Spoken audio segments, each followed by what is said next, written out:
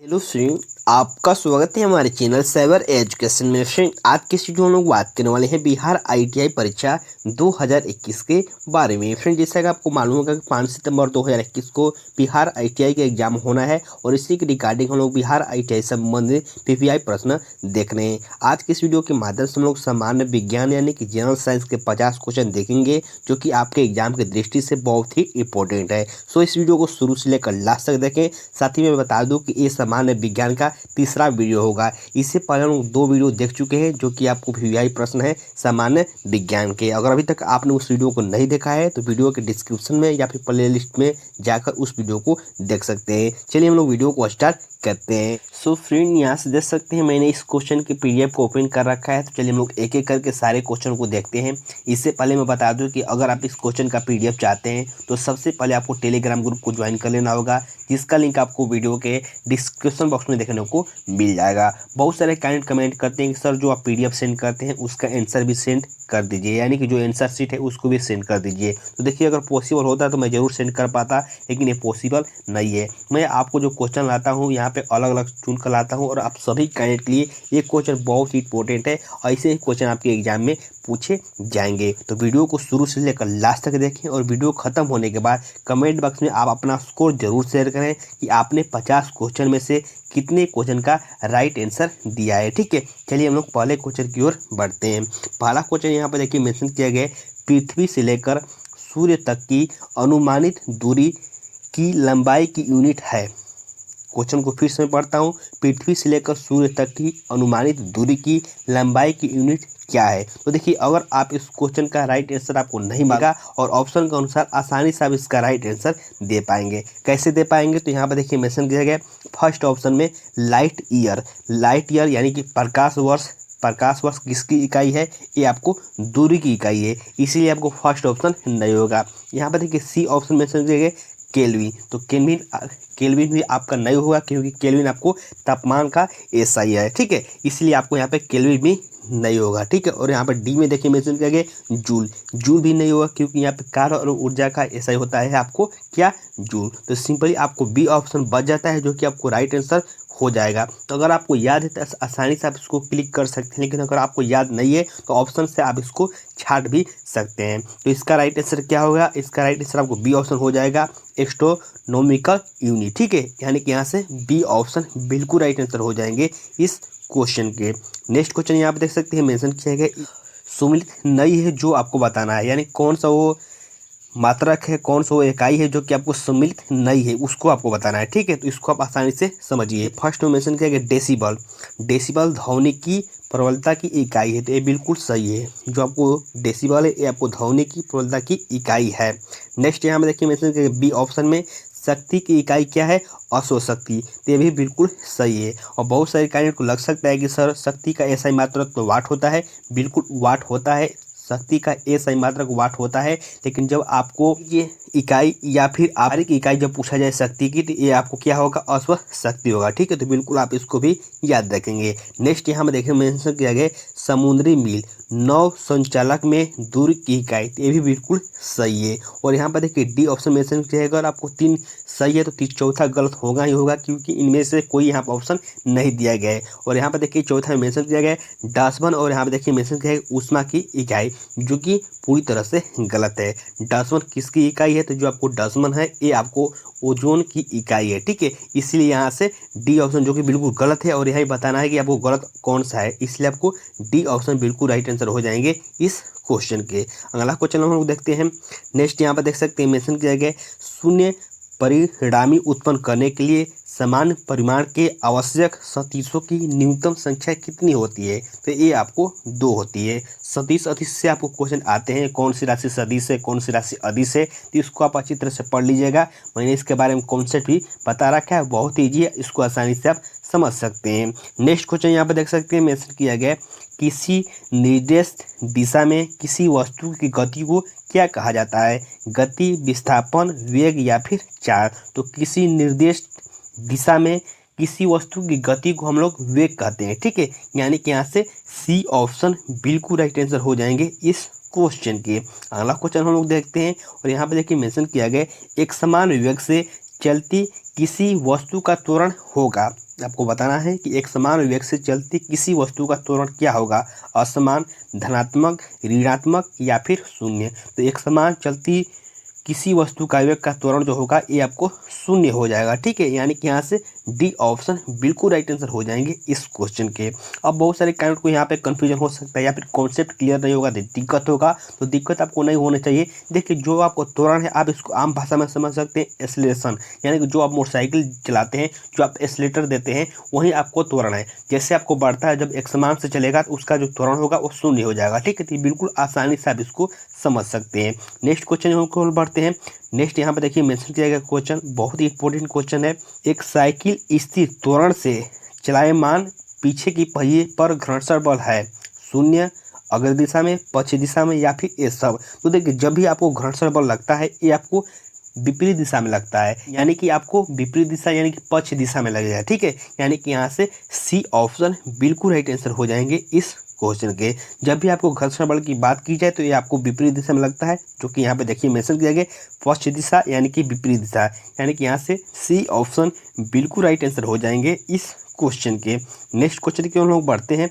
अगला क्वेश्चन यहाँ पे देख सकते हैं मेंशन किया गया है, न्यूटन के गति का नियम का प्रकाशन वर्ष क्या था। तो ये आपको हुआ था 1687 ईस्वी में, यानी कि यहाँ से डी ऑप्शन बिल्कुल राइट आंसर हो जाएंगे इस क्वेश्चन के। नेक्स्ट क्वेश्चन यहाँ पे देख सकते हैं मेंशन किया गया, ऊंची छलांग लगाने वाला व्यक्ति ऊंची छलांग लगाने से पहले कुछ समय तक दौड़ता है ताकि जड़ तो उसे लंबी छलांग लगाने में मदद करे। क्या लगाने में मदद करेगा, आराम, दिशा, आकार या फिर गति। तो बिल्कुल सिंपल सा आंसर हो जाएगा इसका गति।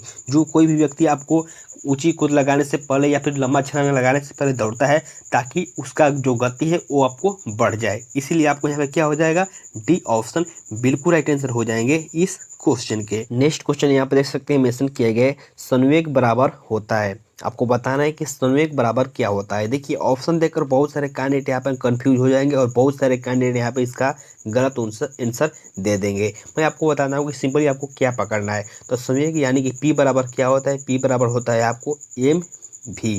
क्या होता है, पी बराबर एम भी, यानी कि आपको संवेग बराबर होता है द्रव्यमान गुणे वेग, ठीक है। तो यहाँ पर देखिए मेंशन किया गया द्रव्यमान गुणे वेग, आपको ए ऑप्शन में मेंशन किया गया है, इसलिए आपको ए ऑप्शन बिल्कुल राइट आंसर हो जाएंगे इस क्वेश्चन के। आसानी से इस सूत्र को आप याद रखिए, आसानी से आप इसका राइट आंसर दे पाएंगे। नेक्स्ट क्वेश्चन यहाँ पर देखिए मेंशन किया गया है, किसी पिंड का भार न्यूनतम कहाँ पर होता है। एक क्वेश्चन बहुत ही इंपॉर्टेंट है, कभी कभी आपको पूछा जाता है कि किसी पिंड का भार न्यूनतम कहाँ पर होता है, कभी कभी आपको पूछा जाता है कि किसी भी पिंड का भार यहाँ पर अधिकतम कहाँ पर होता है। तो दोनों बातों को आप ध्यान रखेंगे। क्वेश्चन पूछा गया है किसी पिंड का भार न्यूनतम कहाँ पर होता है, तो ये आपको होता है भूमध्य रेखा पर, यानी कि यहाँ से ए ऑप्शन बिल्कुल राइट आंसर हो जाएंगे इस क्वेश्चन के। और जब भी आपके क्वेश्चन में पूछ लिया जाए ये किसी पिंड का भार अधिकतम कहाँ पर होता है, तो ये होता है आपको ध्रुव पर, ठीक है। जब आपको अधिकतम पूछा जाए तो आपको यहाँ पर ध्रुव पर क्लिक करना होगा, और जब आपको न्यूनतम पूछा जाए तो उस समय आपको भूमध्य रेखा पर क्लिक करना होगा। तो बिल्कुल आसानी से आप इसको समझ गए होंगे। नेक्स्ट क्वेश्चन यहाँ पर देखिए मेंशन किया गया, निरंतर गुरुत्वाकर्षण का चिन्ह है। निरंतर गुरुत्वाकर्षण का चिन्ह क्या है, ये आपको बताना है। इसका चिन्ह है आपको बड़ा जी, यानी कि यहाँ से बी ऑप्शन बिल्कुल राइट आंसर हो जाएंगे इस क्वेश्चन के। बहुत सारे कैंडिडेट कमेंट आ रहे हैं इस समय कि सर मैथ का क्वेश्चन तो आप करा नहीं रहे हैं, इतना कम समय बचा हुआ है। तो देखिए, मेरे बस में ये नहीं है, मैथ का क्वेश्चन मैं कराना तो चाहता हूं, लेकिन उसके लिए ब्लैक बोर्ड या फिर आपको किसी ऐसे सिस्टम की ज़रूरत है जिसको आप आसानी से समझा सकें। मैं आपको मोबाइल पे जिस तरह से यहाँ पे जीके जीएस को बताता हूं, वैसे आप मैथ को नहीं बता सकते हैं। उसके लिए आपको प्रॉपर कॉन्सेप्ट के साथ आपको बताना होगा हल करके। इससे मैं आपको समझाना थोड़ा मुश्किल हो जा रहा है, उसके लिए आपको ब्लैक बोर्ड बहुत ही ज़रूरी है, जो कि मेरे पास नहीं है। मैं सोच रहा था कि आपको एक पैड के माध्यम से समझा दूँ, लेकिन यहाँ पर मुश्किल लग रहा है, नहीं हो पाएगा, ठीक है। तो बिल्कुल आप इस बात को याद रखें। मैं आपको बता दूं कि मैथ की जो मैं आपको इंपॉर्टेंट चैप्टर बताया हूं उन चैप्टरों को आप अच्छी तरह से हल कर लीजिए, आपको कोई भी दिक्कत नहीं होगी। मैं आपको 15 चैप्टर बताया हूं जो कि आपको आसानी से समझ में आ जाएगा। आपने बचपन में उसको पढ़ा है और बहुत ही आसानी से आप इस क्वेश्चन को हल कर पाएंगे। आप इसके प्रीवियस ईयर क्वेश्चन को लगा लीजिए। अगर आप कहेंगे तो हम इसके प्रीवियस ईयर के मैथ के क्वेश्चन को आपके टेलीग्राम ग्रुप यानी कि साइबर एजुकेशन जो टेलीग्राम ग्रुप है उसमें सेंड कर देंगे। तो वीडियो के नीचे कमेंट करके आप बता सकते हैं कि क्या आपको मैथ के PDF चाहिए या फिर नहीं। चलिए हम लोग अगले क्वेश्चन की ओर बढ़ते हैं। क्वेश्चन यहाँ पे मेंशन किया गया है, पानी के द्वारा ऊपर की तरफ लगाया गया बॉल क्या कहलाता है। पानी के द्वारा ऊपर की तरफ लगाया गया बॉल क्या कहलाता है। ये कहलाता है आपको उत्प्लावन बॉल, यानी कि यहाँ से सी ऑप्शन बिल्कुल राइट आंसर हो जाएंगे इस क्वेश्चन के। कभी कभी आपको ये भी पूछा जाता है कि उत्प्लावन बॉल किससे संबंधित है। ये आपको आर्किमिडीज के सिद्धांत से संबंधित है, ठीक है। तो बिल्कुल आप इस क्वेश्चन को ये भी याद रखेंगे। नेक्स्ट क्वेश्चन यहाँ पे देखिए मेंशन किया गया, रेफ्रिजरेटर में खाद्य पदार्थ ताज़ा रखने के लिए सुरक्षित तापमान क्या होता है। 4 डिग्री सेल्सियस, 0 डिग्री सेल्सियस या फिर 10 डिग्री सेल्सियस या फिर 15 डिग्री सेल्सियस। तो इसका राइट आंसर हो जाएगा आपको 4 डिग्री सेल्सियस, यानी कि यहाँ से ए ऑप्शन बिल्कुल राइट आंसर हो जाएंगे इस क्वेश्चन के। अगला क्वेश्चन यहाँ पर देखिए मेंशन किया गया है, सौर कुकर के अंदर का रंग क्या होता है। सौर कुकर के अंदर का रंग क्या होता है। तो आपको बताना है सफ़ेद, नीला, काला या फिर भूरा। तो जो आपको सौर कुकर के अंदर का रंग होता है ये आपको काला होता है, ठीक है। यानी कि यहाँ से सी ऑप्शन बिल्कुल राइट आंसर हो जाएंगे इस क्वेश्चन के। नेक्स्ट क्वेश्चन यहाँ पे देखिए मेंशन किया गया, संघनन क्या है। ऐसे क्वेश्चन का अगर आप राइट आंसर दे पाते हैं तो बिल्कुल आपका अच्छा रैंक आएगा और आसानी से आप इस बार एडमिशन ले पाएंगे, क्योंकि ऐसे क्वेश्चन में बहुत सारे काइंड कन्फ्यूज में हो जाते हैं। क्वेश्चन पूछा गया है कि संघनन क्या है। तो संघनन जब आपको वाष्प का द्रव में परिवर्तन आपको संघनन कहलाता है, ठीक है। यानी कि यहाँ से बी ऑप्शन बिल्कुल राइट आंसर हो जाएंगे इस क्वेश्चन के।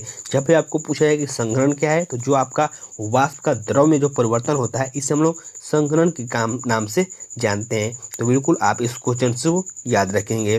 नेक्स्ट यहाँ पर देखिए मेंशन किया गया, द्रव और गैसों में ताप का अंतरण का मुख्य कारण क्या है। चालकता, संवहन, विकिरण, चालकता और विकिरण दोनों। तो इसका राइट आंसर हो जाएगा आपको संवहन, ठीक है। यानी कि यहाँ से बी ऑप्शन बिल्कुल राइट आंसर हो जाएंगे इस क्वेश्चन के। जब आपको सूर्य के किरणों की बात की जाए तो उसमें आप विकिरण पर क्लिक कर सकते हैं, लेकिन यहाँ पे क्या मेंशन किया गया, द्रव और गैसों में ताप अंतरण, यहाँ पे संवहन हो जाएगा, ठीक है। तो बिल्कुल आप इस क्वेश्चन को याद रखेंगे। नेक्स्ट क्वेश्चन यहाँ पे देखिए मेंशन किया गया, अल्ट्रासोनिक तरंग की आवृत्ति कितनी होती है। एक क्वेश्चन बहुत ही इंपॉर्टेंट है और बहुत सारे कैंडिडेट इस क्वेश्चन में भी कंफ्यूज हो जाते हैं। बिल्कुल आपको कंफ्यूज होने की जरूरत नहीं है। जो मैं आपको कॉन्सेप्ट बता रहा हूँ उसको ध्यान से समझिएगा। हम लोग ध्वनि सुन पाते हैं उसे हम लोग कहते हैं श्रव्य तरंग, जो कि आपको 20 हर्ट्ज से लेकर 20 किलो हर्ट्ज से ज़्यादा नहीं उसके बीच में होती है। यानी कि यहाँ पे देखिए मेंशन किया गया जो ये ऑप्शन है 20 हर्ट्ज से लेकर 20 किलो हर्ट्ज के बीच ये मनुष्य सुन सकता है, ठीक है। यानी कि यहाँ पे तो ये ऑप्शन नहीं होगा, क्योंकि यहाँ मेंशन किया अल्ट्रासोनिक यानी कि ज़्यादा, यानी कि अल्ट्रासोनिक यानी कि पराश्रव्य तरंगे होती हैं। ये आपको 20 किलो हर्ट्ज से ज़्यादा की जो ध्वनि होती है इसे हम लोग अल्ट्रासोनिक तरंगे कहते हैं। यानी कि यहाँ से राइट आंसर इसका हो जाएगा सी ऑप्शन। और यहाँ पर देखिए जो बी ऑप्शन मेंशन किया गया है 20 हर्ट्ज से कम, इसको जीव जंतु सुन सकते हैं, ठीक है। तो बिल्कुल आप इस क्वेश्चन से इतना कॉन्सेप्ट याद रखिए। नेक्स्ट क्वेश्चन यहाँ पर देख सकते हैं मेंशन किया गया है, निम्नलिखित में से कौन सी एक अनुप्रस्थ तरंग नहीं है। आपको बताना है कि निम्नलिखित में से कौन सी एक अनुप्रस्थ तरंग नहीं है। तो यहाँ पर नीचे ऑप्शन देख सकते हैं मेंशन किया गया, प्रकाश तरंग, रेडियो तरंग, विद्युत चुम्बकीय तरंग या फिर ध्वनि तरंग। तो जो आपको ध्वनि तरंग है ये आपको अनुप्रस्थ तरंग नहीं है, ठीक है। और जो यहाँ पे प्रकाश तरंग है, रेडियो तरंग है और विद्युत चुम्बकीय तरंग है ये आपको अनुप्रस्थ तरंग है। इसीलिए आपको यहाँ पे डी ऑप्शन बिल्कुल राइट आंसर हो जाएंगे इस क्वेश्चन के। नेक्स्ट क्वेश्चन यहाँ पे देखिए मेंशन किया गया, यदि तापमान बढ़ता है तो ध्वनि की गति क्या होगा। अनंत हो जाएगी, घटेगी, शून्य हो जाएगी या फिर बढ़ेगी। तो जब भी आप तापमान बढ़ाएंगे तो ध्वनि की जो गति है ये बढ़ जाती है। यानी कि यहाँ से डी ऑप्शन बिल्कुल राइट आंसर हो जाएंगे इस क्वेश्चन के। नेक्स्ट क्वेश्चन यहाँ पर देखिए मेंशन किया गया, इनमें से किस उपकरण में केवल उत्तल लेंस का प्रयोग होता है। किस उपकरण में केवल उत्तल लेंस का प्रयोग होता है ये आपको बताना है। तो ये है आपको माइक्रोस्कोप। माइक्रोस्कोप में सिर्फ आपको उत्तल लेंस का प्रयोग किया जाता है। यानी कि यहाँ से सी ऑप्शन बिल्कुल राइट आंसर हो जाएंगे इस क्वेश्चन के। चलिए हम लोग अगले क्वेश्चन की ओर बढ़ते हैं। नेक्स्ट क्वेश्चन यहाँ आप देख सकते हैं मेंशन किया गया है, यदि आप एक दर्पण में देखते हैं और पाते हैं कि छवि आपका परिवर्तन आपसे छोटा है तो दर्पण किस प्रकार का होगा। यानी कि आप किसी भी मिरर में देखते हैं, किसी भी दर्पण में देखते हैं और जब आप देखते हैं तो वहाँ पर आपका जो चित्र है आपसे छोटा दिखाई देता है, तो कौन सा दर्पण हो सकता है ये आपको बताना है। तो जो आपको दर्पण जब छोटा दिखाई देगा ये आपको उत्तल दर्पण हो जाएगा, ठीक है। और यहाँ से डी ऑप्शन बिल्कुल राइट आंसर हो जाएंगे इस क्वेश्चन के। नेक्स्ट क्वेश्चन यहाँ पे देखिए मेंशन किया गया है, न्यूट्रॉन पर आवेश होता है। आपको बताना है कि न्यूट्रॉन पर आवेश क्या होता है, धनात्मक होता है, ऋणात्मक होता है, भिन्नात्मक होता है या फिर आवेशहीन होता है। तो जो आपको न्यूट्रॉन पर आवेश होता है ये आपको आवेशहीन होता है, यानी कि यहाँ पे उदासीन होता है, इस पर कोई भी आवेश नहीं रहता है। यानी कि यहाँ से सी ऑप्शन बिल्कुल राइट आंसर हो जाएंगे इस क्वेश्चन के। इस क्वेश्चन से एक बात और याद रख सकते हैं, कभी कभी क्वेश्चन पूछा जाता है कि न्यूट्रॉन की खोज किसने किया था। तो यहाँ पे जेम्स चैडविक के द्वारा न्यूट्रॉन की खोज किया गया था। इलेक्ट्रॉन पर क्या रहता है, तो इलेक्ट्रॉन पर हमेशा ऋण आवेश रहता है और यहाँ पे प्रोटॉन पर यहाँ पे धनात्मक रहता है। तो बिल्कुल आप इसको भी याद रखेंगे। क्वेश्चन यहाँ पे देखिए मेंशन किया गया, चुंबकीय फ्लक्स का एसआई मात्रक क्या होता है या फिर क्या है। तो चुंबकीय फ्लक्स का जो एसआई मात्रक है ये आपको वेबर है, यानी कि यहाँ से डी ऑप्शन बिल्कुल राइट आंसर हो जाएंगे इस क्वेश्चन के। नेक्स्ट क्वेश्चन यहाँ पे देखिए मेंशन किया गया है, MOS का पूर्ण रूप क्या है। ये क्वेश्चन बहुत ही इंपॉर्टेंट है और बहुत सारे एग्जाम में इस क्वेश्चन को पूछा भी जा चुका है। MOX का पूर्ण रूप क्या है, तो यह है आपको मेटल ऑक्साइड सेमीकंडक्टर, यानी कि यहाँ से ए ऑप्शन बिल्कुल राइट आंसर हो जाएंगे इस क्वेश्चन के। बहुत कम ऐसे कैंडिडेट होते हैं जो कि वीडियो को पूरा देखते हैं। आप कितना समय तक वीडियो देखते हैं और कौन कौन से कैंडिडेट यहाँ पे कमेंट करके अपना आंसर शेयर करते हैं, मुझे सारी जानकारी मिल पाती है। तो आप सभी कैंडिडेट से रिक्वेस्ट है कि वीडियो को लास्ट तक देखें और कमेंट बॉक्स में आप अपना स्कोर जरूर शेयर करें कि आपने कितने क्वेश्चन का राइट आंसर दिया हुआ है। नेक्स्ट यहाँ पे देखिए मेंशन किया गया, बाइफोकल लेंस का आविष्कार किसने किया था। तो बाइफोकल लेंस का आविष्कार किया था आपको फ्रैंकलिन ने, ठीक है। यानी कि यहाँ से बी ऑप्शन बिल्कुल राइट आंसर हो जाएंगे इस क्वेश्चन के। थॉमस अल्वा एडिसन ने आपको बल्ब की खोज किया था, जो कि आपके एग्जाम में पूछा जा सकता है। और आइजैक न्यूटन तो आप सभी जानते होंगे कि बल के नियम, गति के नियम आपको इन्होंने ही दिया था। यहाँ पे बिल्कुल इस क्वेश्चन से इतना बात आप याद रखेंगे। अब देखिए फिजिक्स का यहाँ पे क्वेश्चन खत्म हो गया, जो कि हमने 25 क्वेश्चन यहाँ पे फिजिक्स के कर लिए। अब हम लोग 25 क्वेश्चन आपको केमिस्ट्री के करेंगे। तो चलिए हम लोग देखते हैं केमिस्ट्री क्वेश्चन को। तो यहाँ पे देखिए मेंशन किया गया, शक्कर के घोल में शक्कर एक है। शक्कर के घोल में शक्कर क्या है, आपको बताना है कि शक्कर क्या है, विलायक है, घुला हुआ पदार्थ है, कोलाइड है या फिर सस्पेंशन है। तो जो आपका शक्कर के घोल में शक्कर जो है आपको एक घुला हुआ पदार्थ है। बहुत सारे कैंडिडेट यहाँ पे विलायक पर क्लिक कर देते हैं, जो कि बिल्कुल गलत हो जाएगा। इसका राइट आंसर हो जाएगा घुला हुआ पदार्थ, ठीक है। यानी कि यहाँ से बी ऑप्शन बिल्कुल राइट आंसर हो जाएंगे इस क्वेश्चन के। नेक्स्ट क्वेश्चन यहाँ पे देख सकते हैं मेंशन किया गया है, निश्चित अनुपात का नियम किसके द्वारा दिया गया था। निश्चित अनुपात का नियम किसके द्वारा दिया गया था। तो यहाँ पर नीचे ऑप्शन देख सकते हैं मेंशन किया गया, John Dalton, Antoine Lavoisier, Joseph L Proust या फिर आपको नीचे ऑप्शन मेंशन किया गया बर्जेलियस। तो इसका राइट आंसर हो जाएगा आपको कौन, जोसेफ एल प्राउस्ट, यानी कि यहाँ से बी ऑप्शन बिल्कुल राइट आंसर हो जाएंगे इस क्वेश्चन के। इस क्वेश्चन से एक बात और याद रख सकते हैं, कभी कभी पूछा जाता है कि आधुनिक रसायन शास्त्र के जनक किसे कहा जाता है। ये कहा जाता है आपको एंडियन लोजियर को, ठीक है। तो बिल्कुल आप इस क्वेश्चन से ये भी याद रखेंगे। नेक्स्ट क्वेश्चन यहाँ पे देखिए मेंशन किया गया, शब्द परमाणु को किसने खोजा था। शब्द परमाणु किसने खोजा था ये आपको बताना है। डाल्टन ने, राद ने, लोजियर ने या फिर डेमोक्रिट ने। तो मैंने अभी आपको बताया कि आधुनिक रसायन शास्त्र का जो जनक बोला जाता है ये आपको लोजियर को बोला जाता है, और जो शब्द परमाणु है ये आपको डेमोक्रिटस के द्वारा दिया गया है या फिर खोज किया गया है। यानी कि इसका राइट आंसर हो जाएगा आपको डी ऑप्शन, ठीक है। तो बिल्कुल आप इस क्वेश्चन को याद रखेंगे। नेक्स्ट क्वेश्चन यहाँ पर देखिए मेंशन किया गया है, बाहरतम कोश में उपस्थित इलेक्ट्रॉनों की संख्या को क्या कहा जाता है। तो बाहरतम कोश में उपस्थित इलेक्ट्रॉनों की संख्या को हम लोग संयोजी इलेक्ट्रॉन कहते हैं। तो यहाँ से बिल्कुल भी ऑप्शन राइट आंसर हो जाएंगे इस क्वेश्चन के। नेक्स्ट क्वेश्चन को हम लोग बढ़ते हैं। अगला क्वेश्चन मेंशन किया गया, एक कोश में मौजूद इलेक्ट्रॉनों की अधिकतम संख्या किस सूत्र द्वारा ज्ञात की जाती है। पिछले वीडियो अगर आपने देखा होगा तो मैंने आपको सारी जानकारी बताया था कि किसी भी कोश में आप मौजूद किसी भी इलेक्ट्रॉन की अधिकतम संख्या अगर आपको ज्ञात करना है तो उसका जो सूत्र होता है ये होता है 2n स्क्वायर, जो कि यहाँ से सी ऑप्शन बिल्कुल राइट आंसर हो जाएंगे इस क्वेश्चन के। आपको कैसे सूत्र ज्ञात करना होता है, तो जो आपका कच्चा होता है के से शुरू होता है और क्यू तक जाता है, जैसे कि के एल एम। जैसे कि आपको एम का ज्ञात करना है तो यहाँ पे देखिए एम आपको 3 नंबर पर हो जाएगा, ठीक है। यहाँ पे 3 नंबर हो गया है तो यहाँ पे आपको एन की जगह 3 रख देना है। तो जब आप 3 का स्क्वायर करेंगे हो जाएगा 9, और 9 का जब 2 से गुणा करें तो हो जाएगा 18। यानी कि एम कक्षा में इलेक्ट्रॉनों की अधिकतम संख्या कितनी होती है, ये होती है 18। इसी तरह से आपको अगर एल का ज्ञात करना है तो यहाँ पे एल हो जाएगा दूसरे नंबर पर। आपको 2 का स्क्वायर करेंगे, 2 का स्क्वायर करेंगे हो जाएगा 4, 4 यहाँ में 2 से गुणा करेंगे तो हो जाएगा 8। यानी कि एल में इलेक्ट्रॉनों की अधिकतम संख्या 8 होगी। तो बिल्कुल आसानी से आप इसको समझ सकते हैं। नेक्स्ट क्वेश्चन यहाँ पे देखिए मेंशन किया गया है, रासायनिक प्रतीक का पहला अक्षर हमेशा लिखा जाता है। यानी कि जो हम लोग रासायनिक प्रतीक लिखते हैं, जैसे कि कार्बन का सी लिखते हैं, जैसे कि हम लोग कार्बन का सी लिखते हैं, हाइड्रोजन का यहाँ पे हम लोग एच लिखते हैं, या फिर आपको ऐसे करके आपको बहुत सारे यहाँ पे संकेत जो होते हैं तो उसका पहला जो अक्षर होता है कैसे लिखा जाता है। यहाँ पे देखिए ऑप्शन में किया गया तिरछे अक्षर में, बड़े अक्षर में, छोटे अक्षर में या फिर मोटे अक्षर में। तो जो आपका रासायनिक प्रतीक का जो पहला अक्षर होता है हमेशा बड़े अक्षर में लिखा जाता है। यानी कि यहाँ से बी ऑप्शन बिल्कुल राइट आंसर हो जाएंगे इस क्वेश्चन के। नेक्स्ट क्वेश्चन यहाँ पर देखिए मेंशन किया गया पिंच ब्लेड्स किससे संबंधित है। तो जो पिंच ब्लेड्स है ये आपको किससे संबंधित है, नीचे ऑप्शन देख सकते हैं मेंशन किया गया रेडियम, थोरियम, यूरेनियम, प्लूटोनियम। तो जो आपको पिंच ब्लेड है ये आपको यूरेनियम का अयस्क है। यानी कि यहाँ से बी ऑप्शन बिल्कुल राइट आंसर हो जाएंगे इस क्वेश्चन के।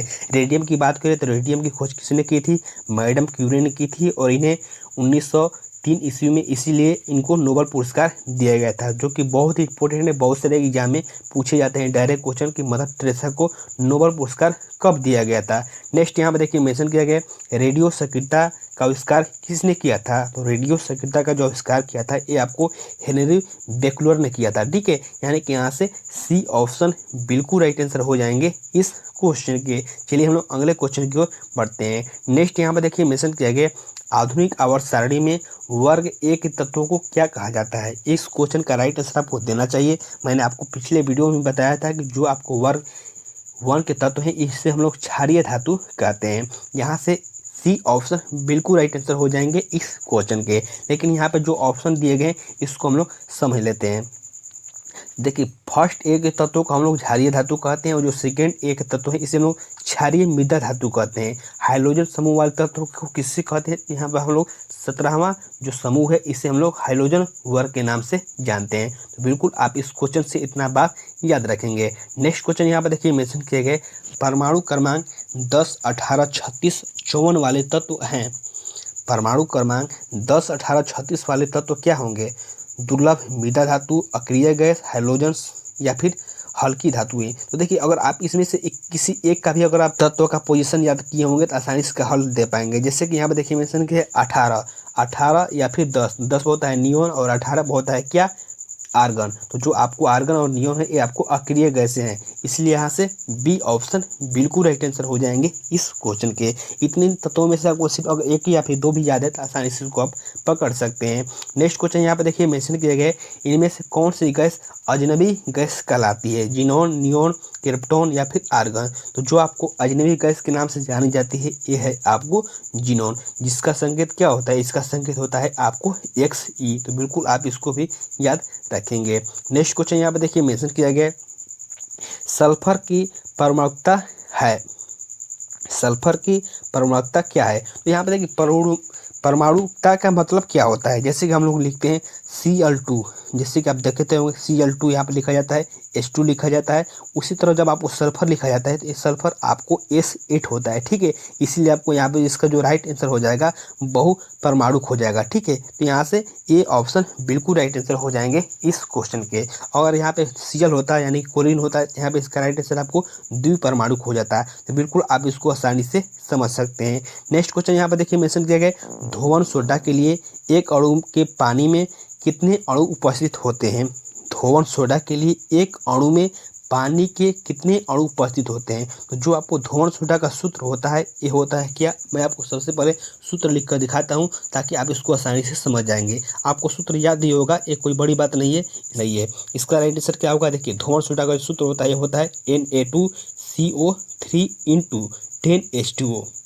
क्या होता है 10H2O। तो यहाँ पर क्वेश्चन में यही पूछा गया है कि धोन सोडा के एक अणु में पानी के कितने अणु उपस्थित होते हैं। तो यहाँ पर होते हैं 10 उपस्थित, यानी कि यहाँ से बिल्कुल यहाँ पे राइट आंसर हो जाएगा बी ऑप्शन, जो कि आपको 10 अणु उपस्थित होते हैं। तो बिल्कुल आसानी से आप इसको समझ सकते हैं। नेक्स्ट क्वेश्चन यहाँ पर देखिए मेंशन किया गया, स्टेनलेस स्टील किस कारणवश जंगरोधी होती हैं। यानी कि जो स्टील होता है किसके कारण यहाँ पे जंगरोधी होता है, कार्बन के कारण, सल्फर के कारण, वेंडियम के कारण या फिर क्रोमियम के कारण। तो जो आपको जंगरोधी होता है ये आपको क्रोमियम के कारण होता है, यानी कि यहाँ से डी ऑप्शन बिल्कुल राइट आंसर हो जाएंगे इस क्वेश्चन के। जब भी आपको पूछा है कोई भी धातु या फिर कोई भी तत्व जंगरोधी किसके कारण होता है, तो ये आपको क्रोमियम के कारण होता है। कभी कभी क्वेश्चन पूछा जाता है लोहे को मजबूत बनाने के लिए उसमें क्या मिलाया जाता है, तो लोहे को मजबूत बनाने के लिए उसमें कार्बन मिलाया जाता है। और जब आपको पूछा जाए कि किसी पदार्थ में जंगरोधी बनाने के लिए क्या मिलाया जाता है, तो उसमें आपको क्रोमियम भर्ती करना होगा। तो बिल्कुल आप इन बातों को याद रखेंगे। नेक्स्ट क्वेश्चन यहाँ पर देखिए मेंशन किया गया, एलपीजी का मुख्य घटक क्या है। बहुत ही इजी क्वेश्चन है, लेकिन बहुत सारे एग्जाम में और आपके एग्जाम में पूछे जा चुके हैं। एलपीजी का मुख्य घटक आपको ब्यूटेन है, यानी कि यहाँ से डी ऑप्शन बिल्कुल राइट आंसर हो जाएंगे। नेक्स्ट यहाँ पर देखिए मेंशन किया गया, सीएनजी का मुख्य घटक क्या है। तो जो सीएनजी का मुख्य घटक है ये आपको ब्यूटेन तो होगा नहीं, क्योंकि ब्यूटेन आपको किसका होता है, ये आपको एलपीजी का होता है। सीएनजी का मुख्य घटक होता है आपको मीथेन CH4, यानी कि यहाँ से ए ऑप्शन बिल्कुल राइट आंसर हो जाएंगे इस क्वेश्चन के। नेक्स्ट यहाँ पे देखिए मेंशन किया गया, न चिपकने वाले बर्तनों पर किसका लेप लगाया जाता है। न चिपकने वाले बर्तनों पर किसका लेप लगाया जाता है, तो इसका लगाया जाता है आपको टेफ्लॉन की, यानी कि यहाँ से सी ऑप्शन बिल्कुल राइट आंसर हो जाएंगे इस क्वेश्चन के। नेक्स्ट क्वेश्चन यहाँ पे देखिए मेंशन किया गया, ओजोन में ऑक्सीजन के कितने परमाणु होते हैं ये आपको बताना है। तो सिंपली इसको आसानी से आप समझ सकते हैं। अगर आप ओजोन लिखेंगे तो ओजोन को ऐसे लिखेंगे, तो ओजोन का जो सूत्र होता है ये होता है O3, यही होता है इसका रासायनिक सूत्र। तो इसमें पूछा गया है कि ओजोन में ऑक्सीजन के कितने अणु होते हैं, तो ये 3 होते हैं। आसानी से इसका राइट आंसर हो जाएगा 3, जो कि आपको ए ऑप्शन में दिया गया है। चलिए हम लोग अगले क्वेश्चन की ओर बढ़ते हैं। नेक्स्ट यहाँ पर देखिए मेंशन किया गया, गैस की लौ कौन सा भाग सर्वाधिक गर्म होता है। यानी कि अगर आप गैस की लौ को जब देखेंगे, यानी कि जब हम गैस जलाते हैं तो उसमें कौन सा जो भाग होता है जो कि आपको सर्वाधिक गर्म होता है। तो यहाँ पर देखिए मेंशन किया गया, चमकदार, बिना चमकदार, गहरा या फिर नीला। तो जब भी आप किसी को लोहे के या फिर किसी भी वस्तु को जब जलाएंगे, जो अब नीला जो होता है वो सबसे ज़्यादा गर्म होता है। इसलिए यहाँ से सी ऑप्शन बिल्कुल राइट आंसर हो जाएंगे इस क्वेश्चन के। नेक्स्ट क्वेश्चन यहाँ पे देख सकते हैं मेंशन किया गया, निम्नलिखित में से कौन सा एक तत्व नहीं है। मैंने आपको बताया था तत्व, यौगिक और मिश्रण पहचानने का नियम। मैं आपको फिर से रिपीट करता हूँ कि आखिरकार तत्व कौन सा है, यौगिक कौन सा है, कैसे आप इसको पहचान सकते हैं। तत्वों को पहचानने का सिंपल सा नियम यह है कि तत्व का सूत्र होता है और सिंपल सा सूत्र होता है, यानी कि सिंगल होता है। जैसे कि हीलियम, ऑक्सीजन, कार्बन, ये सब आपको तत्व हैं, तो बिल्कुल आसानी से समझ सकते हैं। यौगिक की बात करते हैं, यौगिक का भी सूत्र होता है, लेकिन आपको किसी के साथ होता है। Na2CO3, सोडियम कार्बोनेट, ये आपको यौगिक है। लेकिन यहाँ पे क्वेश्चन में क्या पूछा गया है, कौन सा तत्व नहीं है, जिसका भी आपको तत्व नहीं है। यानी कि यहाँ पे देखिए मेंशन किया गया तत्व, यहाँ पे हीलियम हो जाएंगे, कॉपर हो जाएंगे, ऑक्सीजन हो जाएंगे। लेकिन जो पानी है ये आपको तत्व नहीं है, ये यौगिक है। इसका जो सूत्र होता है H2O होता है। ये सूत्र तो होता है लेकिन इसका जो सिंगल में नहीं है, इसीलिए यहाँ पे कौन सा होगा, ये यौगिक हो जाएगा। तो बिल्कुल आसानी से आप इसको याद रख सकते हैं। नेक्स्ट क्वेश्चन यहाँ पे देखिए मेंशन किया गया, आलू के चिप्स को तलने पर और ऑक्सीडेशन के कारण तेल के बासी न होने से रोकने के लिए चिप्स के लिफाफे को किस गैस से भरा जाता है। एक क्वेश्चन बहुत ही दैनिक जीवन से संबंधित है। जब भी हम लोग चिप्स के पैकेट खाते हैं आलू वाला, तो उसमें कौन सा गैस भरा जाता है ताकि आप उसमें हवा प्रवेश न करे और उसमें कोई भी दिक्कत न हो, वो खराब ना हो। तो इसमें प्रयोग होता है वो गैस, वो होता है नाइट्रोजन। यानी कि यहाँ से सी ऑप्शन बिल्कुल राइट आंसर हो जाएंगे इस क्वेश्चन के। नेक्स्ट क्वेश्चन यहाँ पे देख सकते हैं मेंशन किए गए, तरल अवस्था में पाई जाने वाली एकमात्र अधातु कौन सी है? इस क्वेश्चन को न जाने कई बार पूछा जा चुका है आपके एग्जाम में भी और बहुत सारे अलग अलग एग्जाम में। इसका राइट आंसर हो जाएगा ब्रोमीन। जब भी आपको पूछा जाए कि तरल अवस्था में पाई जाने वाली एकमात्र अधातु कौन सी है, वो है ब्रोमीन। और जब भी आपको पूछा जाए कि तरल अवस्था में पाई जाने वाली एकमात्र धातु कौन सी है, तो उस समय आपको हो जाएगा पारा। तो बिल्कुल आसानी से आप इन क्वेश्चन को याद रखेंगे। नेक्स्ट क्वेश्चन यहाँ पर देखिए मेंशन किया गया